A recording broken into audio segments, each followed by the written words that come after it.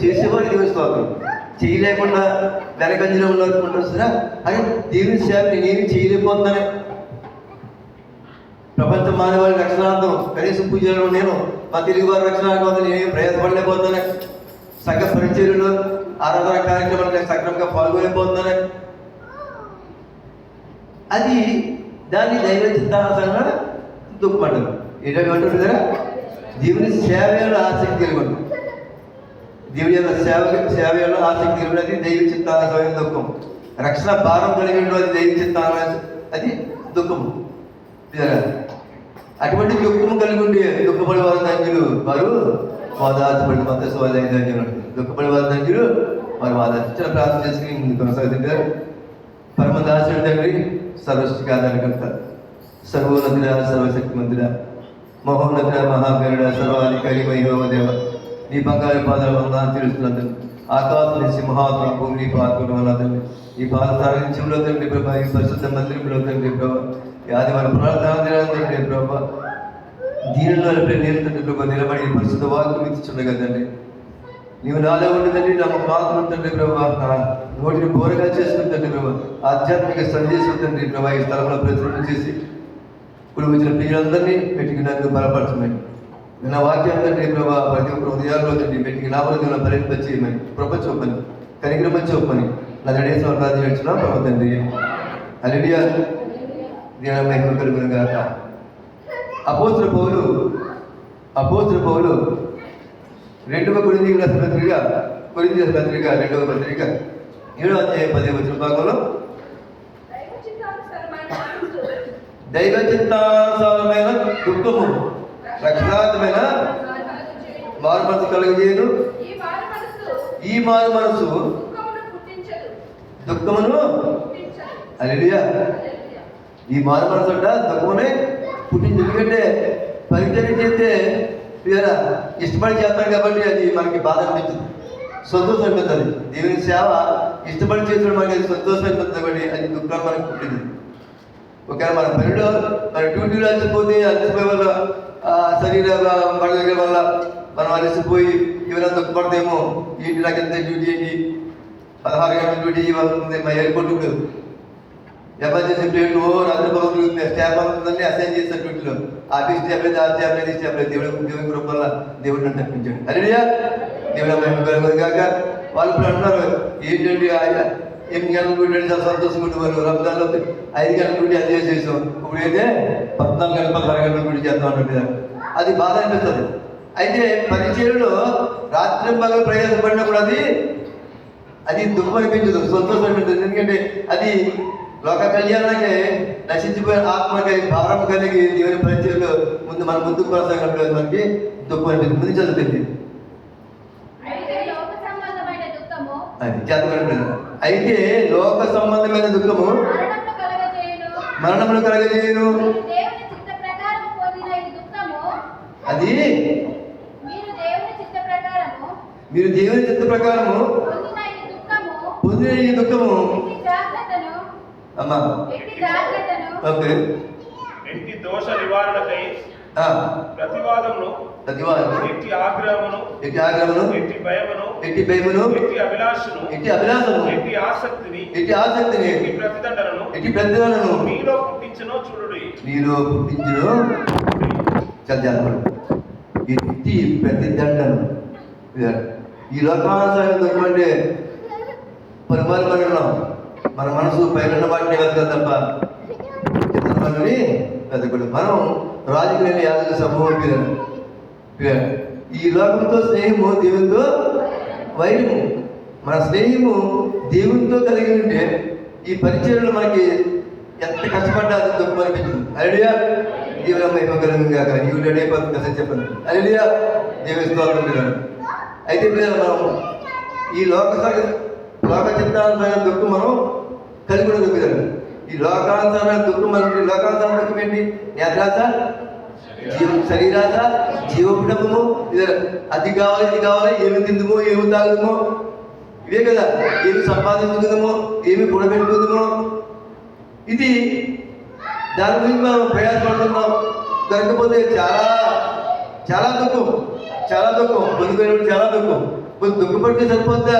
ఎదటి వాళ్ళు పొందుకుంటే వాళ్ళు చూసి అయ్యే వారికి కలిగింది నాకు కలిగింది ఇంకా తప్ప ఎదవాళ్ళని చూసి ఎదవాళ్ళు బాగుపడిపోతుంటే అయ్యో నేను ప్రార్థన చేస్తున్నానే, నేను సంఘానికి వెళ్తున్నానే, నేను ఆసక్తున్నాను, వాళ్ళకి కలుగుతుంది నాకు కాగలేదు చెప్పేసి చాలా దుఃఖంగా అయిపోతారు. ప్రాబ్లం ఏంటంటే దక్కలేదు, పట్టుబడి ప్రార్థన చేసే దేవుడు తప్పకుండా ఆయన సమయం తప్పకుండా మనకి ఏది కావాలో ఇస్తాడు. మనకి ఏది కావాలో ఏ సమయంలో కావాలో అప్పుడు తప్ప మీరు అడిగిన ఇన్సిడెంట్ కాదు కలుపుకుని తాగినట్టు ఇమీడియట్గా ఇచ్చే దేవుడు. ఇది నా కుమారుడికి ఇస్తే వారు ఆధ్యాత్మికంగా ఉండి నన్ను మహింపరుస్తారా లేదా, లేకపోతే లోకంలో కలిసిపోతారా? అటువంటి ఆలోచనల వాళ్ళు దేవుడు చాలా పరీక్షించి సమయం పడుతుంది, చాలా సమయం పడుతుంది. కొంతమందికి ఇమీడియట్గా ఇచ్చేస్తాడు. ఇచ్చినట్టే చాలా చూస్తున్నాం. వారి జీవితాలు ఎలా ఉంటాయంటే కృతజ్ఞత కలిగి ఉన్న వారు కొంతమంది ఉంటారు. 90% కృతజ్ఞత ఉంటారు. పొందుకున్న తర్వాత మరి మందిరానికి చాలా దూరంగా ఉంటారు, సావాసానికి చాలా దూరంగా ఉంటారు, సావాసానికి చాలా దూరంగా ఉంటారు. సమయం ఉంటే వెళ్తారు, లేకపోతే లేదు. దేవుని ప్రభుత్వాలు డ్యూటీలు ఉంటే డ్యూటీ మరి ఎవరు కాదనలేదు. 10 మంది చెప్తాను డ్యూటీలు ఉన్నాయా? దేవుని కృప మరి ఎలా డ్యూటీకి వెళ్ళకపోతే క్యాన్సర్ ఉంటే మనం డ్యూటీ చేసుకోవాలి. డ్యూటీ లేకుండా కూడా సమయం ఉన్నా కూడా ఈ దైవ చిత్తానుసార దుఃఖం కలగకపోతే దేవుని సేవలో, దేవుని రాజ్య సువార్తలో నేను పాల్గొనేది ఉండాలి. దేవుని అన్నింటినీ సేవించాలి, దేవుని ఆరాధించాలి, నాకు నీ రక్షణని అనేక మందికి పంచివ్వాలి. ఆధ్యాత్మికంగా నేను ఫలించాలి. ఈ ఆత్మీయ బలంలో అనేక మంది పంచి అనేక మంది నా పరలోక రాజ్యం నడిపించాలని దైవ చిత్తానుసార దుఃఖం మనకు లేకపోతే మీద చాలా కష్టం. ఈ దైవ చిత్తానుసార దుఃఖం మీద రక్షణార్థమైన మారు మనసు కలిగింది. మారు మనసు లేకపోతే మీద రక్షణ మనం కాపాడుకొని మనం అందరూ అనుకుంటాం అందరూ రక్షణ పొందేసాం, బాప్తిసం తీసుకున్నాం, సంఘం నుంచి ఏర్పడ్డాం. మనకి క్రీస్తు చాలా భయపడి చాలా మంది క్రీస్తు చేసినందుకు వారికి ఏ శిక్ష విధి లేదు. అసలు తల్లి పరమాత్మ క్రీస్తు యేసు నందు ఉన్న వారికి యేసయ్య తండ్రిలో ఉన్నాడు, తండ్రిలో నిలిచి ఉన్నాడు. యేసయ్య ఎవరిలో నిలిచినాడు? తండ్రిలో నిలిచినాడు. తండ్రి స్వరూపము దాచుకొని భూమి మీదకి వచ్చాడు. దైవ సంపూర్తిగా తండ్రి యోహాను సువార్త 17వ అధ్యాయంలో 4వ భాగంలో తండ్రి నువ్వు నాకు ఇచ్చిన పని భూమి మీద సంపూర్ణంగా నెరవేర్చి తండ్రి నేను మహింపరిచినాడు. ఆయన తండ్రి ఆయన ఇచ్చిన పనిని సంపూర్ణంగా భూమి మీద నెరవేర్చి సఫలపరిచి తండ్రి నిన్ను మహింపరిచినాడు. యేసయ్య తండ్రి యొక్క సుగుణాలను, తండ్రి యొక్క పవిత్రతను, ఆయన మూర్తత్వంలో, ఆయన ప్రకాశంలో, ఆధ్యాత్మిక చిన్నతను, పరిశుద్ధులు కలిగి ఆయన జీవిస్తున్నట్టు. అయితే మనము క్రీస్తు యేసునందు ఉన్నవారికి అంటే క్రీస్తులో ఉన్నవారికి ఏ శిక్షా విధి లేదు. క్రీస్తులో ఉన్నానని చెప్పుకుంటూ కూడా మన ఇష్టానుసరమైన ప్రవర్తన కలిగి ఇష్టానుసరమైన జీవితం కలిగితే దానికి ప్రతిఫలం ఎలా ఉండదో నాకంటే మీకు బాగా తెలుసు. పలువారు మీరు వాక్యం పెట్టారు.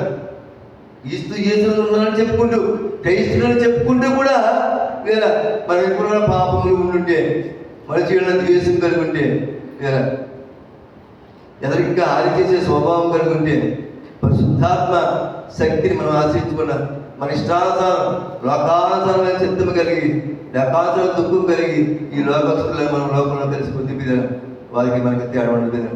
మన గోల్ ఏంటంటే, మన ఆశయం ఏంటంటే మీద మనం ఎక్కడికి చేరాలి, ఎక్కడికి మనం వచ్చామో అక్కడికి చేరాలి. తండ్రి అందరినీ పరలోకానికి మనం భూమి మీదకి వచ్చాం. మనం మళ్ళీ తండ్రి అందరికి మనం చేరాలి. అది మన గురి, అది మర్చిపోకూడదు. ఎక్కడి నుంచి ఇండియా పడుతుంది అందరికీ. ఇప్పుడు చాలా మంది వెళ్ళిపోతారు ఎప్పుడు కానీ వెళ్ళిపోయి ఎక్కడో యుద్ధం వచ్చేందో ఎక్కడో వృద్ధం వచ్చేది నుంచి చాలా మంది వెళ్ళిపోతారు.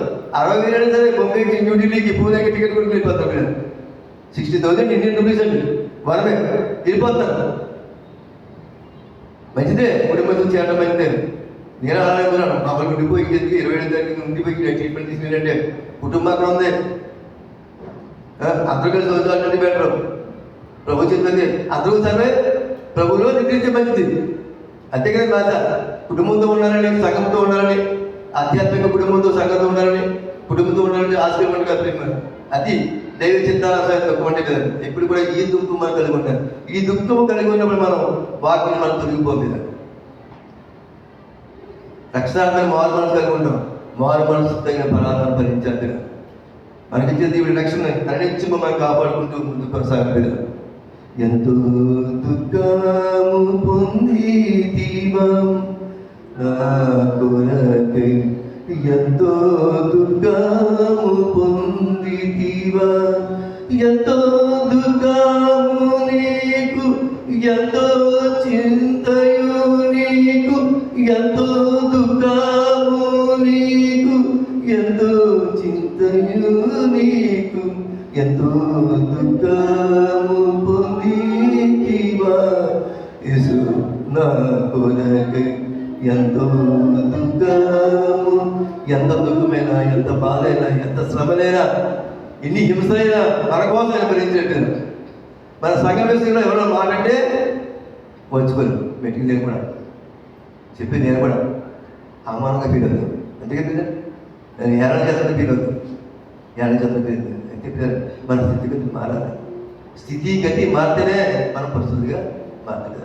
మన స్థితిని గతిని మార్చి పరిశుద్ధిగా చేసి పరలోక రాజ్యానికి మారుస్తే శక్తి గల దేవుడు, జీవం గల దేవుడు యేసయ్య మాత్రం మీద.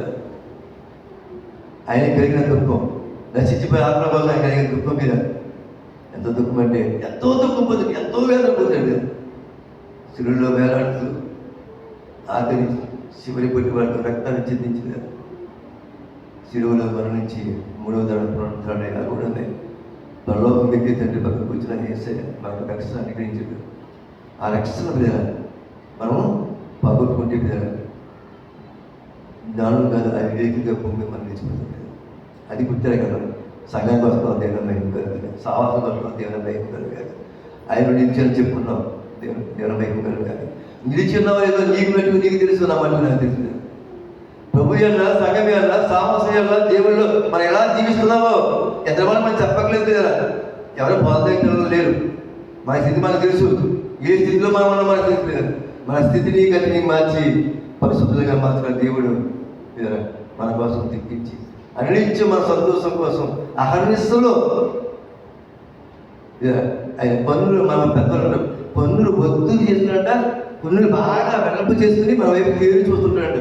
నా కుమారుడు, నా కుమార్తె ఎలా ఉందని చెప్పి అంతా మన ఎవడ అంత ప్రేమ మన ఎవడ ఆయన మన ప్రేమ కాబట్టి దేవుడు లోకాన్ని ఎంతో ప్రేమించాడు కాబట్టి ఆయన ప్రియ కుమారుని ప్రపంచమని బలిపీఠ మీద కలకత్తా కొండపై సిలువ, కోల్కత్తా కొండ మీద ఆ సిలువపై ఆయన బలియాగం చేశాడు.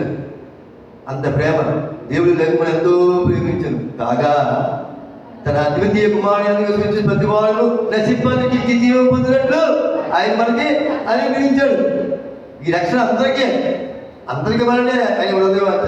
అయితే ఎందరైతే ఆయన కుమారుని అంగీకరిస్తున్నారు, ఎందరైతే ఆయన ద్వితీయ కుమారుని ఏదైనా అంగీకరిస్తారు, వారికి మాత్రమే నిత్య జీవం ఇవ్వాలంటే ఆయన ఆశపడలేదు. అందుకే మన పొందిన రక్షణ అనేక మందికి మనం దేవుడి యొక్క హృదయవాంఛది, దేవుడి యొక్క హృదయవాంఛ. దేవుడు అక్కడ ఎంతో ప్రేమిస్తున్నాడు.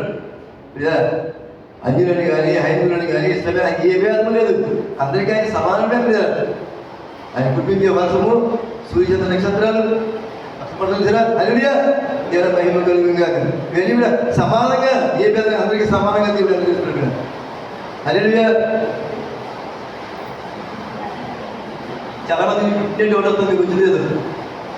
అలాగంటే మీరు ఈ సూర్యచంద్ర నక్షత్రాలు, ఈ గాలి, పంచిపోతాలు సమానంగా ఉండేలా వ్యవస్థ లేకపోతే అయితే ఏంటంటే దేవుడు ఒకరేమో ఉన్నతమైన సంఖ్యలు పెట్టాడు, ఉద్యోగాలు మంచి ఉద్యోగాలు, ఒకడేమో పులివాడిగా పెట్టాడు. మరి ఈ వ్యవస్థ ఏంటంటే విధారా అది మన అధిమతానికి సంబంధించింది, మన యొక్క ప్రవర్తనకు సంబంధించింది. దేవుడు ఏ స్థితిలో పెట్టినా కూడా విధారా ఈ స్థితిలో పెడితే దేవుడు నన్ను మర్చిపోతానని చెప్పేసి ఎవరికి ఏ స్థితి ఇవ్వాలో తెలుసు. మనకి ఖాళీ స్థితి మనం కోరుకున్నాం, మనకి ఖాళీ స్థితిని మనం కోరుకున్నాం. మనకి ఖాళీ స్థితిని మనం ఎప్పుడు కోరుకోకూడదు. దేవుడు ఏది ఇస్తే అది మనం సంతోషించాలి. దేవుడు మనకి స్థితిలో సంతోషిస్తూ ఆధ్యాత్మికంగా ముందుకెళ్ళినప్పుడు దేవుడు తప్పకుండా చూస్తాడు. ఎందుకంటే ఆయన తేరు చూసేవాడు.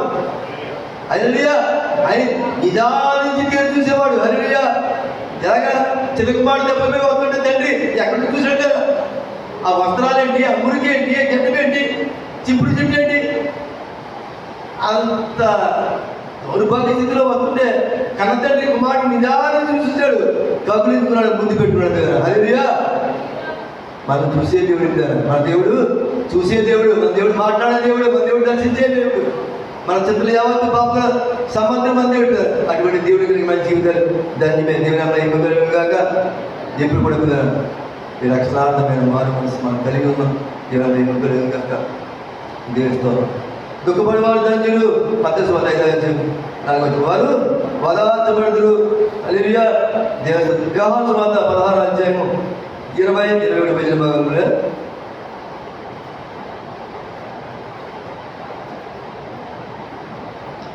యోహాను సువార్త 16:20 మీరు ఏడ్చి ప్రలాపింతులు కానీ హల్లెలూయా. క్రైస్తవులంట సోదర వేదనతో ఈ పరిచయ భారంతో శ్రమ అనుభవిస్తూ పిడుగుతూ తింటూ ఇలా దేవుని రాజ్యస్వామి కోసం ప్రాణాన్ని త్యాగం చేస్తూ ఎంతో ఏడుస్తూ ప్రలాపిస్తుండే లోకమండపం చూసి సంతోషిస్తున్నా. మీ దుఃఖితులు కానీ మీ దుఃఖము సంతోషముగా నిశ్చయముగా మీకు చెప్పుచున్నాను.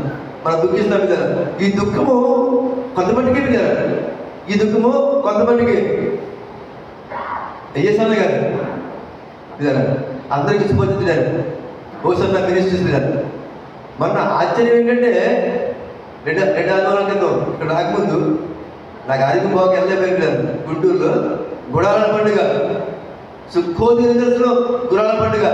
ఆ గురాల పండుగకి 7,50,000 మంది. ఎక్కడ చిన్న ఆందోళన జరగలేదు. ఎక్కడ వాళ్ళ ట్రాన్స్పోర్ట్లో కానీ, వాళ్ళ ఫుడ్ సప్లై విషయంలో కానీ, ఎలక్ట్రిసిటీలో కానీ ఎక్కడ ఆ చుట్టూ దేవుడు ఎలా ఉంటుందండి ఇక్కడ పరిశుద్ధాత్మ కలిసి వేస్తాడు. హల్లెలూయా. ఎక్కడ అవసరం ఉండదు కదా. ఎన్నో పని పెట్టుకుంటాం, అక్కడికి వెళ్ళారు, ఎక్కడికి వెళ్ళారు, యాక్సిడెంట్ అయిపోయింది, బస్సులో పడిపోయింది, నదిలో పడిపోయింది, చనిపోయింది. అసలు 7,50,000 మంది ఒకలా ఇద్దరు. ఆ పరిచయం ఏంటి? అదే ప్రాంతంలో పరిచయ ప్రారంభించాడు. ఆయన ఎంత శ్రమ పడ్డాడు, చనిపోయి ముందు సుమారు 3 సంవత్సరాలు క్యాన్సర్తో బాధపడుతూ పక్క చిక్కిపోయి ప్రభునే చివరిగా ప్రార్థించింది ఏంటంటే ఒక్కసారి అవకాశం ఇద్దండి, ప్రపంచం తలగినది అన్నారు. ఆయన ఆసక్తి చూడండి, సేవ చేయడానికి ఆసక్తి చూడండి. ఒక్కసారి అవకాశం ఇస్తే కొన్ని లక్షల మంది నేను రక్షణ నడిపిస్తాను. మరి మన ఆసక్తి ఎలా ఉంటుంది? మన ఎంతమంది రక్షించగలుగుతాం? ఎంతమందికి సత్యస్వాన్ని ప్రకటించగలుగుతాం? ఒక సేవకులే చేస్తే సరిపోతుంది. ఆయనకున్న టీం అటువంటి కదా, కదా. వారి యొక్క ఉపదేశం ఎలా ఉంటుంది? ఆశ్చర్యంగా ఉంటుంది కదా. వాళ్ళు వేదిక మీద నిలబడితేనే పరిశుద్ధాత్మ దిగి వస్తుంటుంది.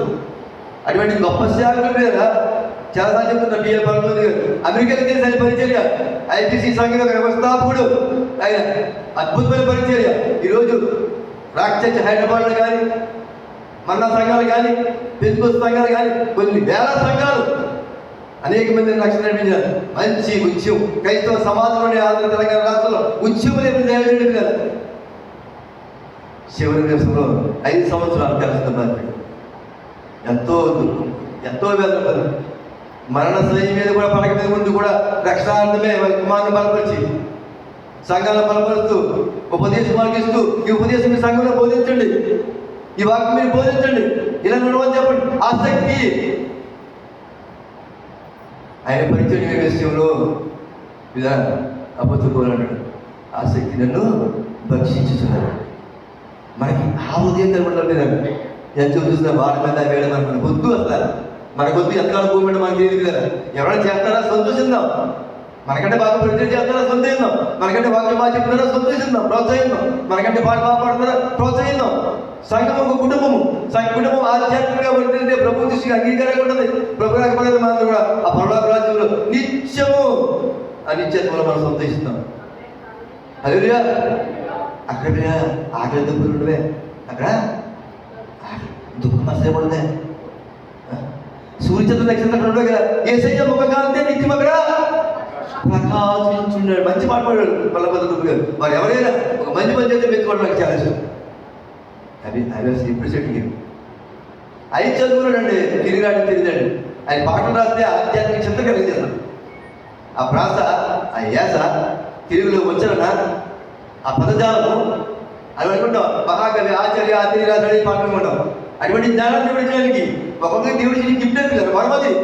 హల్లెలూయా. అది వజ్రాభయముల పట్టణం అంటున్నారు. మన పక్కనంతా పొద్దుది వజ్రాభయముల పట్టణం, 12 గుమ్మముల పట్టణం లేదు. సూర్య చంద్ర నక్షత్రాల పనులు యేసయ్య ఒక కాంతి కూడా ప్రకాశించినాడు. గొప్ప వెలుగు ఉంటుంది. ఆ వెలుగు మయములు అనిత్యము దేవుని స్తుతించే వారిగా మనం ఉంటుంది. దేవుని మహిమ కలుగును గాక. దేవుని స్తోత్రం గాక. హల్లెలూయా. అదేవిధంగా చదివిన 16 యోహాను సువార్త 16 అధ్యాయం 21 వచ్చిన చదవమ్మా. అమ్మా, స్త్రీ ప్రసవించినప్పుడు ఆమె గడియ వచ్చిన కనుక ఆమె వేదన పడును. అయితే శిశువు పుట్టగానే లోకములో ఒక నరుడు పుట్టినని అమ్మా సంతోషము చేత ఆ వేదన అన్నవి జ్ఞాపకం చేసుకోదంట. స్త్రీ ప్రసవించినప్పుడు అంట అది ప్రసవించే సమయంలో వచ్చినప్పుడు చాలా వేదన పడుతుంది. అయితే శిశువు పుట్టిన తర్వాత కదా ఎంతో సంతోషం కదా. లోకంలో ఒక నడు పుట్టాడని చెప్పేసి మళ్ళీ ఆ వేదన మళ్ళీ గుర్తు చేసుకున్నాడు. మన యశిపుడు అంతే, ఆయన పట్టే వేదన స్వామి ఆయన మళ్ళీ గుర్తు చేసుకుంటాడు. మనల్ని గుర్తు చేసుకుని ఆయన స్వరూపులు మన మానవుడు మనకి చెప్తాడు. వేసేది అదే మనం గుర్తు చేసుకోవాలి.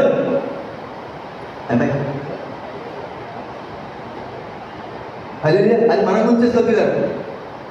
ఆయన తీసిన త్యాగము ఆయన ఎప్పుడో తండ్రికి లెక్క చెప్పాడు, తండ్రి చింతన నెరవేర్చి. అయితే ఆ త్యాగాన్ని మనం గుర్తు చేసుకోవాలి. తల్లి ఎలాగైతే ప్రసవించిన తర్వాత లోకంలో ఒక మనుషుడు పుట్టాడని చెప్పేసి ఆ వేదన మళ్ళీ ప్రసవ వేదన మళ్ళీ ఆ వేదన మామూలు వేదన పేరు. హల్లెలూయా. ఆ వేదన మామూలు వేదన పేరు అంగలేకపోతుంది. ఇటు కుటుంబ సభ్యుల వేదన తల్లి అయితే తట్టుకోలేదు కదా. ఒక మాత ప్రసవించినప్పుడు ఆ తల్లి దగ్గర తట్టుకోలేదు. భర్త ఏంటంటే తట్టుకోలేదు, పక్కకి పోయి ఏడుస్తున్నాడు. అటువంటి ప్రసవ వేదన అట్లా చేశాడు. అంతకంటే అది అంటాడైనా అపోస్తలులు క్రీస్తు యొక్క స్వరూపం ఎప్పటి వరకు ఉన్నారో ప్రసవ వేదన కలిగిస్తున్నప్పుడు అపోస్తలులు క్రీస్తు యొక్క స్వరూపము సంఘం మనం మీద క్రీస్తు స్వరూపం మారాలి. ఇదంతా ఏం మాత్రం కంటే ఏమని కదా వేడుకోవాలి కంటే ఆయన పెద్దోడు మనకి ఇంకా వయసు ఉంది, ఏం పర్లేదు ఆయన అలా చెప్తాడే వేగత ఏం మాట్లాడుతుంది అనుకుంటారు మీద. అది లేదు. ఆ గడియ ఎప్పుడు ఏం సమయంలో మీకు తిరిగి నాకు తెలియదు. ఆయన ఎప్పుడు వస్తాడో మనకు అసలు తెలియదు. ఆయన ఏ గడిలో వస్తాడో ఏ రీతి వస్తాడో మనకు అసలు తెలియదు. కాబట్టి ఎప్పుడు ఎలాంటిగా సిద్ధపడి ఉండిపోయారు. చెప్పండి. దేవస్థానం హల్లెలూయా. మత్తయి సువార్త 5వ అధ్యాయం 10-11 భాగంలో నీతి నిమిత్తం హింసించబడి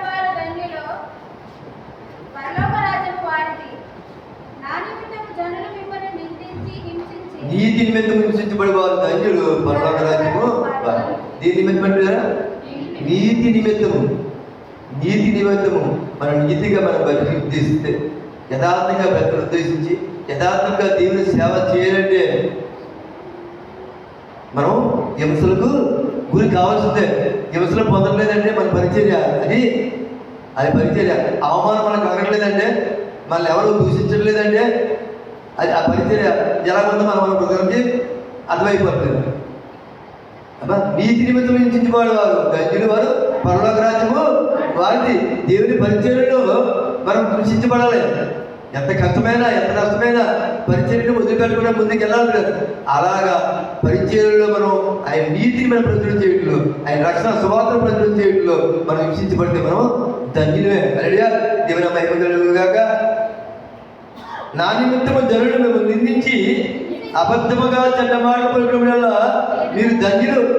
నా నిమిత్తము యేసయ్య నిమిత్తము జనులు మనం నిందించి అబద్ధంగా ఏమి లేనిపోయి ఏమి లేకుండా అబద్ధాలు సృష్టించి మన మీద చెడ్డమాట బూతులు తిడతారండి. పరిచర్యకి వెళ్తుంటే భయంకరమైన బూతులు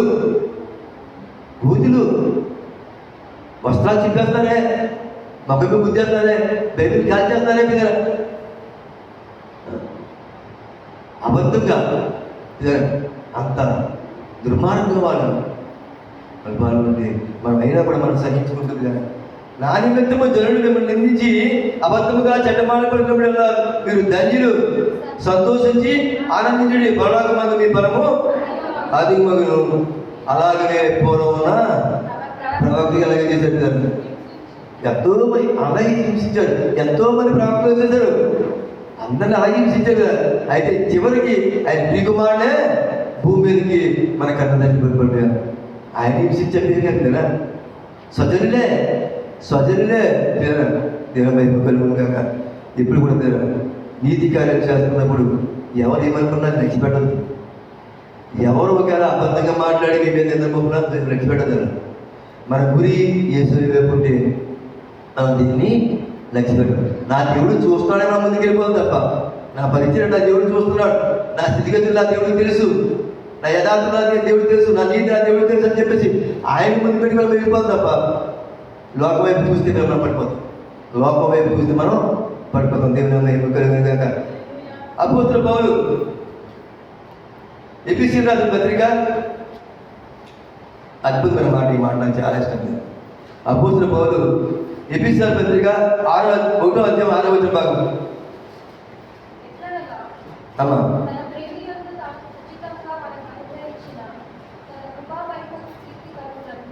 ఎట్లనగా తన ప్రియయందు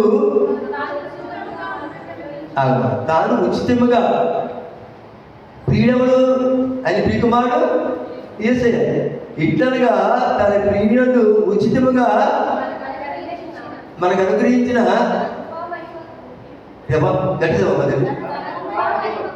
కృపామహిమకు కీర్తి కలిగినట్లు తన చిత్త ప్రకారమైన దయా సంకల్పము చెప్పున యేసుక్రీస్తు ద్వారా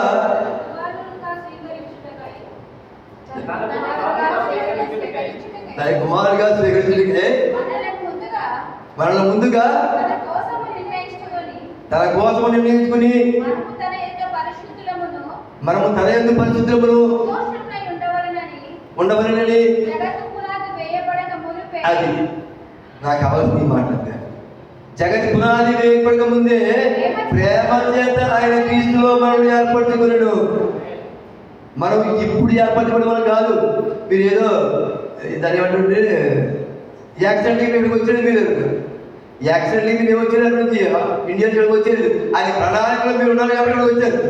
ఆయన ప్రణాళిక లేకపోతే మరి ఎంత క్వాలిఫైడ్ అయినా, మనకి ఎంత విజ్ఞానం ఉందా, పెద్ద స్కిల్స్ ఉన్నా, నైపుణ్యం ఉన్నా, టెక్నికల్ వైపు ఎంత స్కిల్స్ ఉందా, నైపుణ్యం ఉన్నా, మనం ఇక్కడ రాలేదు. ఆయన ప్రణాళికలో జగతి పునాది వేగమందే ప్రేమ చేత క్రీస్తు యేసులో మనల్ని ఏర్పరచుకున్నాడు. ఈ సంఘంలో దేవుడు చేర్చాడు రక్షణ గురించి. హల్లెలూయా. ఈ ప్రణాళిక ఇప్పుడు జగతి పునాది వేగమందే క్రీస్తు యేసునందు ప్రేమ చేత మనల్ని ఏర్పరచుకున్నాడు. ఓ సంఘముగా సమకూర్చాడు దేవుడు, సంఘముగా సమకూర్చాడు. ఆయన ఆరాధించేవారుగా, ఆయన పూజించేవారుగా, ఆయన సేవించేవారుగా గొప్ప తరుణమైన ఈ నిర్ణయాన్ని మనం ఇచ్చేయాలంటే కదా భక్తులు చెప్తాడు, కీర్తనకారుడు చెప్తాడు. 95వ అధ్యాయం 7వ వచనం భావన, కీర్తన 95వ అధ్యాయం 7వ వచనం. హల్లెలూయా. రండి నమస్కారము చేసి సాగిలపడదము, మనల్ని సృజించిన యెహోవా ఆయన సన్నిధిని మోకరించదము. నేడు మీరు ఆయన మాట అంగీకరించిన ఎంతో మీరు. హల్లెలూయా. రండి నమస్కారం చేసి సాగిలపడదము. దేవుడి సన్నిధిలో నమస్కారం చేసి లత ప్రార్థించినట్టుంది, నమస్కారం అంటది బైబిల్ విషయంలో. ఇదే ఇక్కడ రాకముందు మా ప్రెసిడెంట్ ఎప్పుడు తెలియజేయాలి, భాస్కర్ నమస్కారం భాస్కర్ ఇక్కడికి వచ్చిన ప్రెసిడెంట్ ఎప్పుడు నేర్చుకున్నాం, ఇక్కడికి వచ్చిన ప్రెసిడెంట్ ఎప్పుడు నేర్చుకున్నాం. నేనైతే మా ఊళ్ళో చర్చిలో గోదావరి చర్చ్ అయినా, బాప్టిస్ట్ చర్చ్ అయినా, ప్రెసిడెంట్ చర్చ్ అయినా, సిఎస్ఐ చర్చ్ అయినా నమస్కారం భాస్కర్ ఇది బట్టి నమస్కారం చెప్పి ఇక్కడికి వచ్చిన ప్రైజ్ ప్రభుత్వ స్తోత్రం చెప్పుకున్నాను. హల్లెలూయా. అంటే ప్రభువే కనపడుతున్నాడు, ప్రభువే స్తోత్రాలు. మంచి మాట ఇది మంచి మాట, నాకంటే మంచి మాట ఇది. అంటే ప్రభువే స్తోత్రాలు కాబట్టి మనం ఎలా చేయాలి? నమస్కారం చేయాలి, పూజించాలి. అది నమస్కారం చేద్దాం. ప్రైజ్ చెప్తాం. నమస్కారం అయితే హృదయపూర్వకంగా 2 చేతులు కలిపి రెండు చేతులకి నమస్కారం చెప్తాం. హల్లెలూయా. రండి నమస్కారం చేసి సాగిలపడదాము. మనం సృష్టించిన యెహోవా సన్నిధిని మోకరించి నేడు ఈరోజు వేరు పంపిస్తున్న మాటలు కాదు, దేవుడు చెప్తున్న మాటలు సాక్షాత్ వాక్యం అంటే ఏసే పలుకుతున్న మాటలు. నేడు మీరు ఆయన మాట ఆలకించిన ఎంతో మీరు ఈ శ్రేష్టమైన మాటలు నేను చెప్పినా, నా తోటి సేవకులు చెప్పిన, ఏ సేవకులు చెప్పిన, సువాక్యం చెప్పిన, పరిశుద్ధ వాక్యం మాట్లాడుతున్నప్పుడు ఆ వాక్యం మనం గైపడాలి. గైపుని దాన్ని అనుసరిస్తే ఎంతో మేలు. గైపుని సరిపోదు, గైపుని వినేసి చెప్పేమంటే అది మన వేరు కాదు, దాని ఆచరణ ఉండాలి.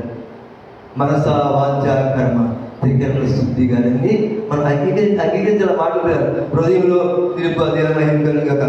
యోహాను సువార్త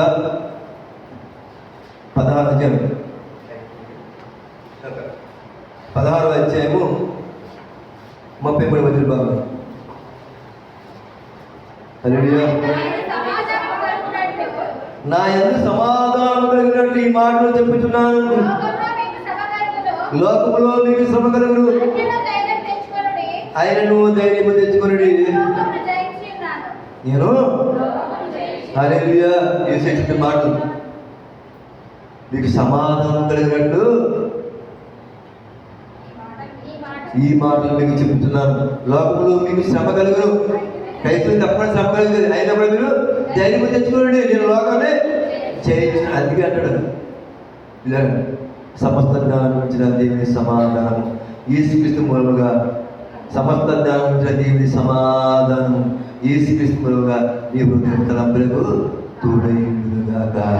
సమాధానం ఆయన కలిగిన లోకంలో మనకి శ్రమ కలుగుతుంది పిల్లలు. ఆయనగా మనం ఏంటంటే నా దేవుడు నా పక్షాన ఉన్నాడు, నా యేసే నా పక్షాన ఉన్నాడు, నా గుడి పక్షాన ఉన్నాడు అని చెప్పేసి మనం ధైర్యం తెచ్చి, ఎందుకంటే ఆయన లోకాన్ని జయించాడు. లోకాన్ని జయించిన ఆ యుద్ధ సూర్యుడు అంతే, ఆ శాంతిమూర్తి మన పక్షం నుండి మనకి ఎవరు మనం ఏం చేయగలరు? ఆయన చిత్తము లేదే మనల్ని ఎవరో తాకలేదు. అది గుర్తుపెట్టుకుంటారు. దేవుని చిత్తం లేదు. ఐదులు బాగా చెప్తారు, శివురాత్రి లేదని చేయమనుకుంటారు అంటారా? నేను విన్నాను లేదు, నేను 10 మార్కులు విన్నాను. మన వాళ్ళు శివుడు అంటే పరిశుద్ధ బైబిల్ గ్రంథంలో హిందీలో ఏమైనా పరమేశ్వరం రాస్తుందండి. హిందీలో యెహోవా దేవుడిని హిందీ బైబిల్లో పరమేశ్వరాన్ని రాస్తుంది. పరమేశ్వరుడు జగద్రక్షకుడు మహోన్నతుడు మహాదేవుడు సర్వాధికారి యెహోవా దేవుడు యొక్క చిత్తం లేనిదే మనం చెప్పడం వల్లనే కొట్టదు మనకి అబ్బాయి కాదు. ఆయన చిత్తం ఉంటేనే మనకి ఏది జరిగింది. ఎవరు ఏమి తెలుసు కదా, దేవుడు చెప్పాడు ఆయన ప్రాణాలు తీయగలడు అంతే. సైతం తెలుసు ఆయన ప్రాణాలు తీయగల అధికారం ఇవ్వలేదు.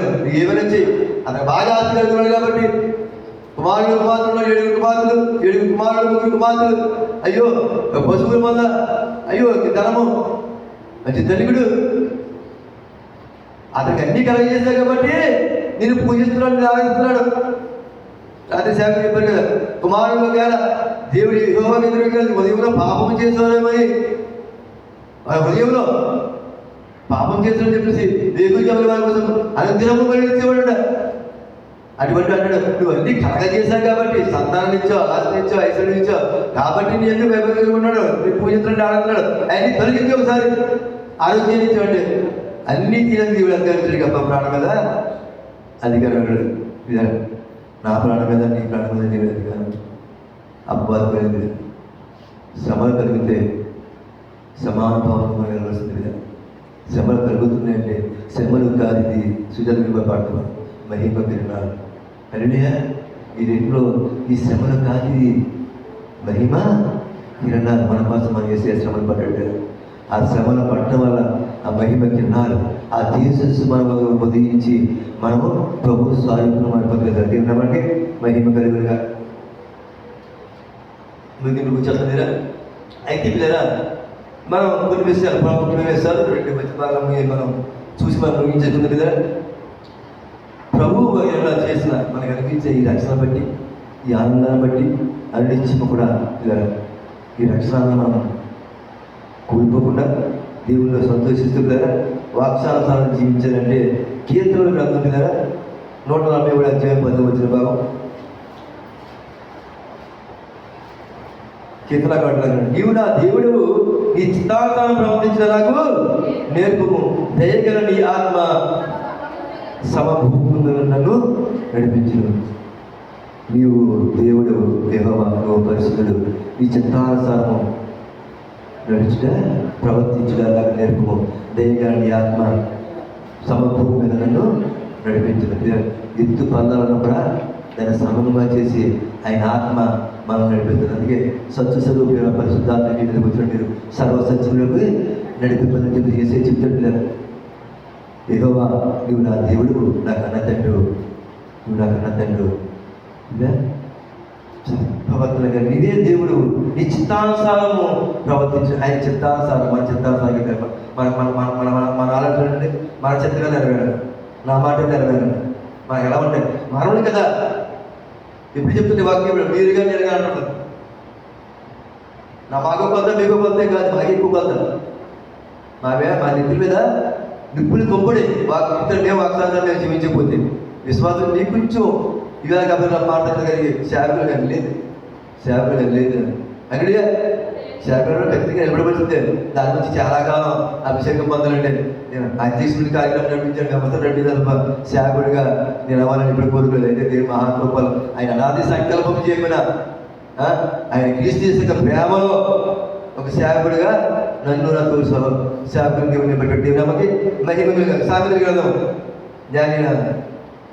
జ్ఞానైన సులభని 3 అధ్యాయం 5-6 వచనాలు ముగించుకున్నాం. నీ సమృద్ధిని ఆధారము చేసుకునగా పూర్ణ హృదయముతో యెహోవా యందు నమ్మకించుము. నీ ప్రవర్తన అంతటిలో ఆయన అధికారులకు ఒప్పుకుము. అప్పుడు ఆయన నీ ద్రోవమునే సలాము. నీ స్వబుద్ధిని ఆధారము చేసుకొనక, నీ స్వబుద్ధిని ఆధారము చేసుకొనక నీ పూర్ణమదితో యెహోవా యందు నమ్మికయించుము. హల్లెలూయా. దేవుని మహిమ కలుగును గాక. మన స్వబుద్ధిని మనం నమ్ముతాం, కానీ ఎదరవాళ్ళు మంచి చెప్పిన కూడా మనకి ఎక్కడ ఏమవుతుంది, అది మంచిగా మనకు అనిపించదు.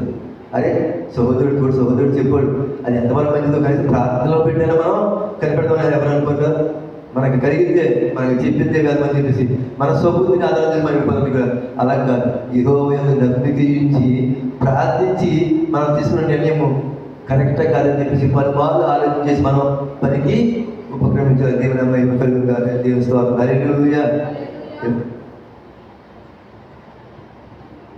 స్తోత్రం. హల్లెలూయా. ఎబ్రీ రాసిన పత్రిక చివరిగా ఎబ్రీ రాసిన పత్రిక అపోస్తలుల పౌలు 6వ అధ్యాయం 10వ వచనం.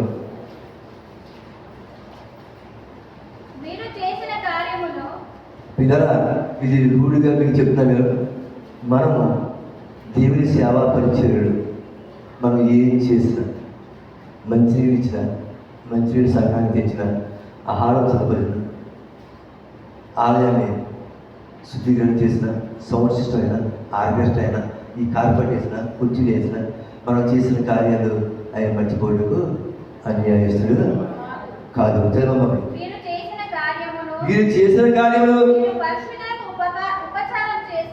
మీరు పరిశుద్ధులకు ఉపకారం చేసి పరిశుద్ధులకు ఉపచారం చేసి అంటే పరిచర్య, పరిశుద్ధులకి పరిచర్య, పరిశుద్ధ సంఘ పరిచర్యలో పరిచర్య చేసి ఇంకనో చేయించడం వల్ల అమ్మా తన నామమును బట్టి చూపిన ప్రేమను మంచుటకు హల్లెలూయా. యేసయ్య నామమును బట్టి మనం సంఘాన్ని, సావాసాన్ని, పరిచయాన్ని ప్రేమించి మనం చేసిన ఉపచారం మంచుకోవటకు మన దేవుడు అన్యాయుడు కాదు. నేను మహిమ కాక అది మాత్రం పెట్టుకుంటారు.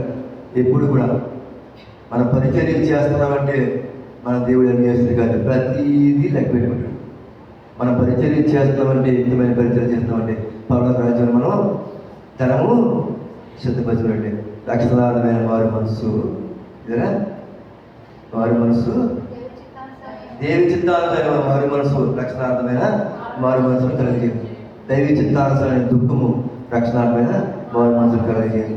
పరిశుద్ధ వాక్యము బోధించడానికి అవకాశం బట్టి ప్రభు నేను ఈ మాటల నిబంధనలో నీరు కట్టి ఫలింపజేయని దేవాదేవుడు ఆమేన్. మన్నించండి. సమయం తీసుకున్నాను. హల్లెలూయా హల్లెలూయా. దేవుని నామమునకు మహిమ కలుగును గాక. వెలుగును మాట్లాడించారు ప్రభువు.